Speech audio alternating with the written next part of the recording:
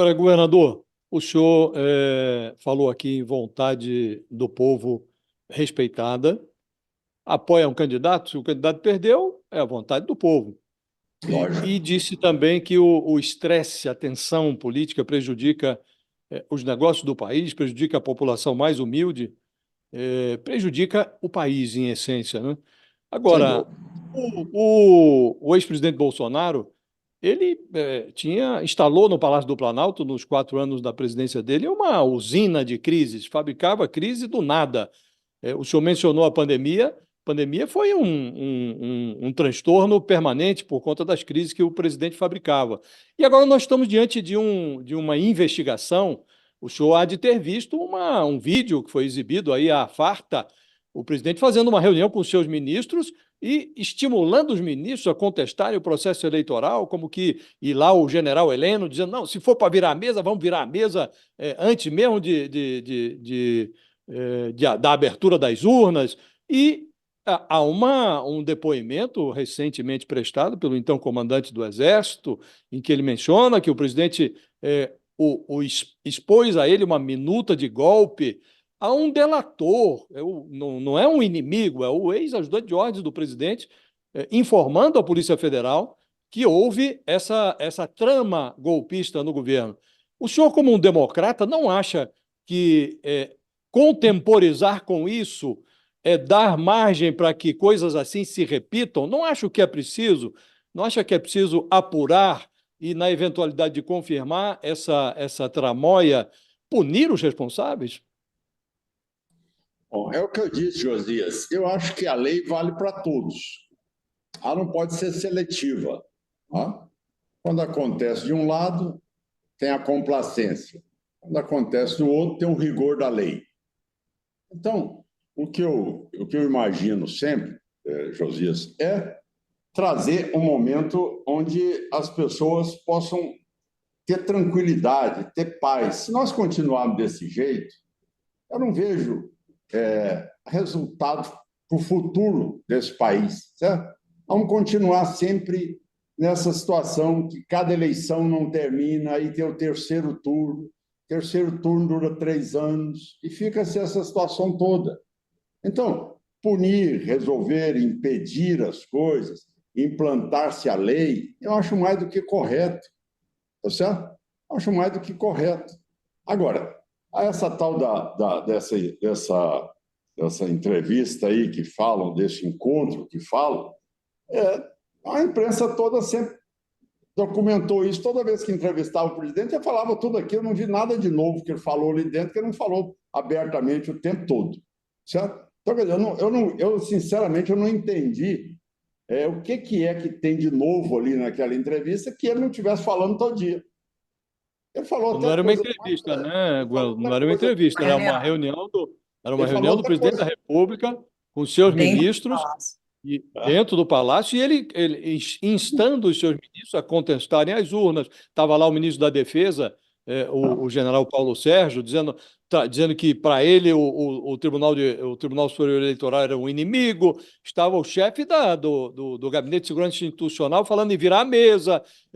Era um ambiente, francamente, se o senhor achou normal aquilo, então eu não Não, sei o que há anormal mais. não é questão de achar normal. É questão que ele expressava tudo isso em todas as entrevistas. Essa é a verdade. Ou isso foi, o que aconteceu naquela entrevista ali foi algo, de novo, que ele nunca tivesse se pronunciado daquela maneira, que os eventos de 7 de setembro não tivessem sido com aquele mesmo nível de tensão, tá certo? Então, isso tudo já havia sido Governador, assistido. Então, o que eu acho é o seguinte: aconteceu? Não, não aconteceu. Tudo bem. Houve a intenção, se é que houve a intenção, tudo bem. Agora, nós estamos num momento que nós precisamos de governar, Josias. Será possível que não vamos ficar no terceiro turno até 2026? Eu acho que isso não leva a nada. Então, isso está levando o quê? Está levando uma desaprovação do presidente Lula. Quer dizer, ele tinha que se cuidar de governar neste momento. Ele tinha que se cuidar dos 200 milhões de brasileiros. Nessa hora, ele não pode estar perdendo o rumo de tal maneira com que hoje ele já não tem mais a simpatia da população para a governabilidade.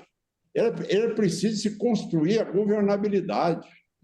Isso é que é da política. Ora, a experiência que ele tem de 2 mandatos, como é que ele não consegue ter um governo agora que consiga ter articulação para fazer o país desenvolver, para fazer o país ter paz?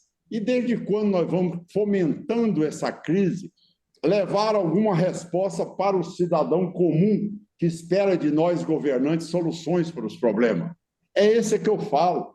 Então, se cada eleição virar um processo de vindita contra quem ganhou, contra quem perdeu, fica um processo que o Brasil está sendo penalizado por isso. Ou seja, a classe política não está tendo preparo intelectual e moral para poder priorizar aquilo que é o interesse da população. E se perde nessa discussão, tá certo? Que fica enxugando o gelo o dia todo.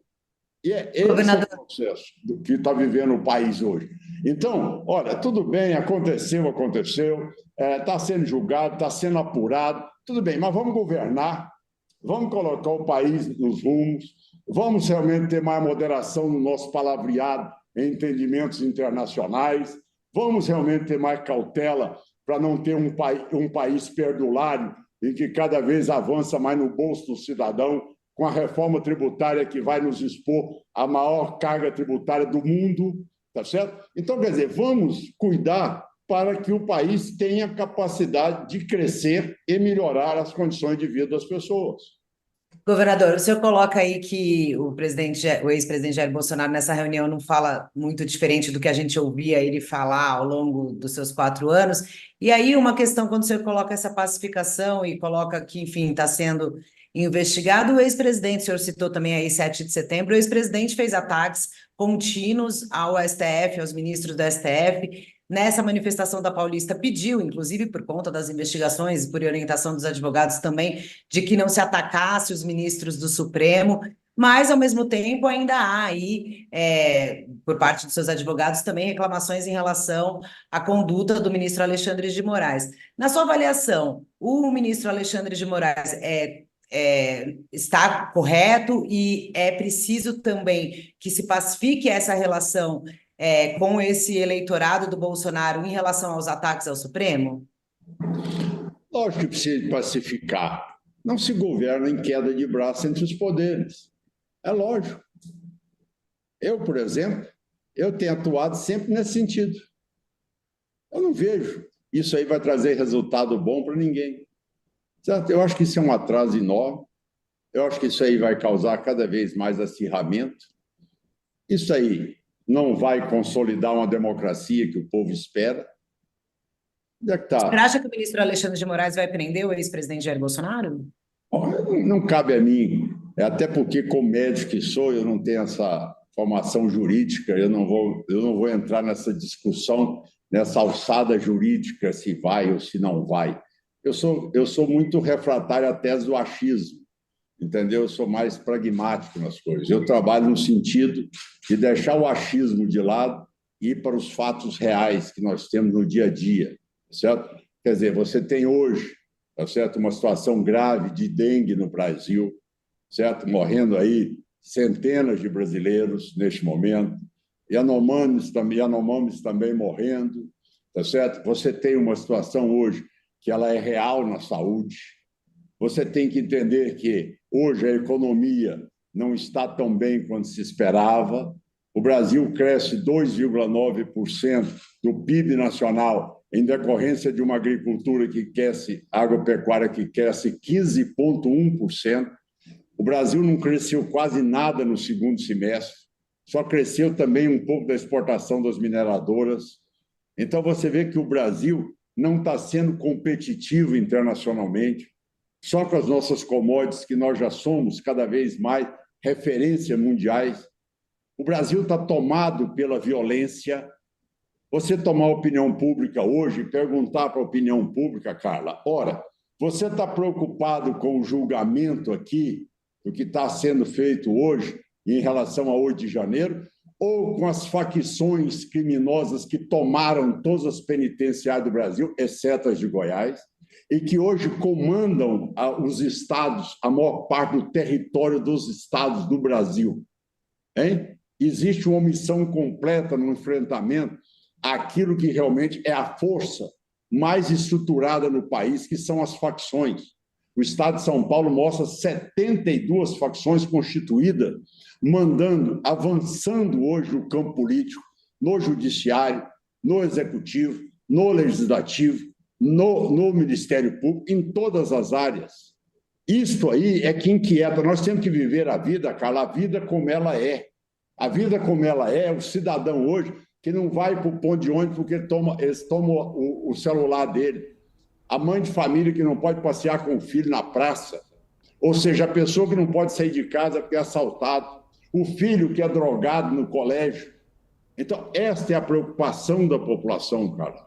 Nós precisamos trazer isso para a vida real. Então, nós estamos discutindo uma pauta que não é a pauta do povo. A pauta da população é, pelo amor de Deus, me deixe livre. Venham para Goiás, passe aqui uma semana, andem aqui qualquer hora do dia, da noite, vocês vão ver a segurança plena. Aqui não tem um palmo que facção manda. Aqui não tem 1 metro que facção domina em Goiás. Aqui é segurança plena. Aqui é condição das empresas poderem ter a sua atividade e o cidadão se sentir livre. Então, essa é a pauta prioritária. Eu acho que a pauta prioritária nossa hoje no Brasil a pesquisa mostrou, a Atlas Intel mostrou, 59,2% da população brasileira está preocupada com a violência e com as facções criminosas. 19,2% com o emprego. 59,2%. Veja bem que ponto o Brasil hoje é sequestrado pelas facções. As duas maiores multinacionais do Brasil são PCC e Comando Vermelho. Então, essa é a realidade. O senhor está com... Vai julgar aquilo. O dia 8 fez isso, o dia 8 fez aquilo. Gente, tudo bem, continue isso lá. Vamos atender os 200 milhões de brasileiros que estão sequestrados hoje pelo crime. O senhor está com um discurso... Teve um amigo meu, já... um senador meu do Acre, amigo meu, que me contou o seguinte caso. Governador, veja que ponto nós chegamos. Estava lá em Rio Branco, perguntei a uma senhora, e aí, como é que vai? Ela falou, não, agora pelo menos estou dando conta de ter uma vidinha melhor, comprando meus remédios e tal coisa, porque meu menino está trabalhando. Onde é que ele está trabalhando, minha senhora? Está trabalhando na facção. Veja bem a que ponto nós estamos chegando. Não, minha vida melhorou. Agora, meu filho está trabalhando na facção. O senhor está com um discurso bem de candidato.